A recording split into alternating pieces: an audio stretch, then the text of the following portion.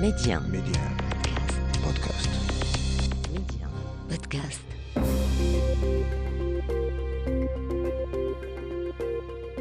Bonjour et bienvenue dans votre magazine Coémergence Express. Comme chaque semaine, nous vous livrons l'essentiel de l'actualité économique africaine de la semaine. Et cette actualité est aujourd'hui dominée par la 14e conférence ministérielle de l'OMC qui se tient à Yaoundé, au Cameroun.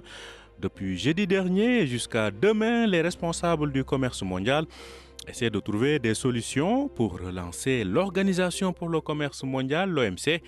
L'occasion pour les pays africains de rappeler les urgences sur une meilleure équité dans le domaine agricole et surtout la transformation locale des produits agricoles du continent. Le continent, confronté à certaines menaces sur le plan économique, et ces menaces sont parfois invisibles mais à fort impact. C'est le cas avec les cyberattaques qui se multiplient ces derniers temps. Comment y remédier? Écoutons le point de vue de Daouda Sow, directeur général de Texos Group, actif dans le domaine de la cybersécurité. Un des défis majeurs justement de cette digitalisation, de cette économie numérique qui repose sur les outils informatiques, c'est la cybersécurité. Quand on regarde aujourd'hui les tendances sur le continent, on voit de plus en plus des attaques qui ciblent des infrastructures très critiques. Récemment, on a vu l'incident au Sénégal à travers une attaque qui a ciblé une des entités très critiques de l'État du Sénégal. Et c'est le même phénomène qui se reproduit un peu partout en Afrique. Donc, si on veut effectivement vraiment capitaliser sur l'opportunité aujourd'hui que nous offre le digital, il va falloir justement faire attention et traiter très sérieusement de la cybersécurité qui peut aujourd'hui être un frein.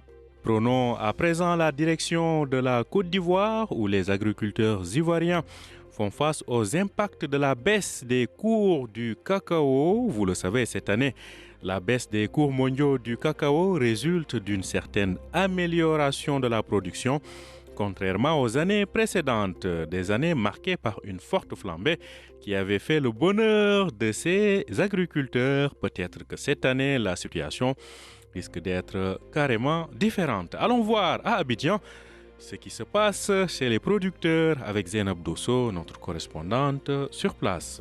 Des tonnes de cacao toujours stockées et une situation qui tarde à se débloquer.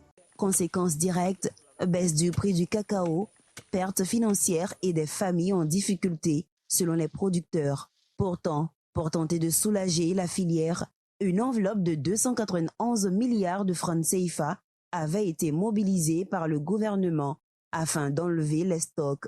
Aujourd'hui, les leaders de la filière réunis à l'initiative de l'Organisation nationale des producteurs de café-cacao s'interrogent sur la gestion.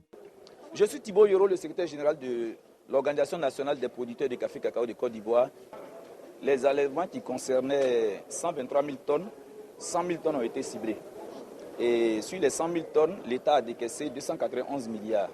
À ce jour, nous avons encore 60 000 tonnes entre les mains des producteurs, entre les mains des coopératives et dans les magasins des acheteurs.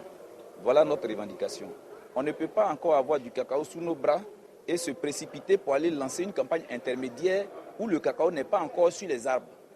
Pour nous, on trouve ça un peu curieux. Tous les regards sont tournés vers le président de la République avec l'espoir de mesures fortes pour stabiliser le marché et aborder plus sereinement la prochaine campagne. Je suis M. Karim Sermé, président de l'association des producteurs café-cacao de Côte d'Ivoire, ASPCACC, qui le regarde. Nous, les pauvres paysans, on ne vit seulement que de notre sueur. On n'a pas de spéculation à faire avec nos matières premières. Le prix qu'ils fixent, c'est le prix que nous vendons. Mais il n'a qu'à faire l'effort pour venir enlever le restant de nos productions qui sont encore dans nos entrepôts. La campagne de commercialisation 2025-2026, lancée pourtant dans un climat d'espoir, continue de susciter de fortes préoccupations. Zainab Dosso, Abidjan, Midi 1. Merci à vous, Zainab Dosso. Et comme chaque semaine, retrouvons Idriss Linger, directeur des rédactions de Média Mania, pour nous présenter une des économies du continent. Et ce samedi, nous retournons en Tanzanie, sur les rives de l'océan Indien.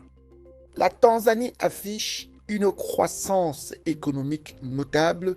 Le PIB en Tanzanie, au contraire de beaucoup de pays africains, n'est pas soutenu par le pétrole, n'est pas soutenu par les mines, mais il est soutenu par l'agriculture, la construction et l'industrie manufacturière. Donc c'est une économie qui est adossée sur un système productif. L'agriculture est un pilier de l'économie en Tanzanie. L'agriculture, elle représente 25% du PIB, elle emploie 70% de la population active. Et le secteur minier, qui est riche, tel que l'or, les pierres précieuses, apporte 4% du PIB, comme je vous le disais. Le tourisme et de la biodiversité de la Tanzanie font que ce secteur représente 10% du PIB et de l'emploi. Merci à vous, Idriss Linje, qui est chroniqueur dans ce magazine et directeur des rédactions de Média Mania. Voilà, c'est la fin de votre rendez-vous de cette semaine pour Coémergence Express. J'aurai le plaisir de vous retrouver la semaine prochaine, Inch'Allah. D'ici là, portez-vous bien et bonne suite de programmes sur Medium.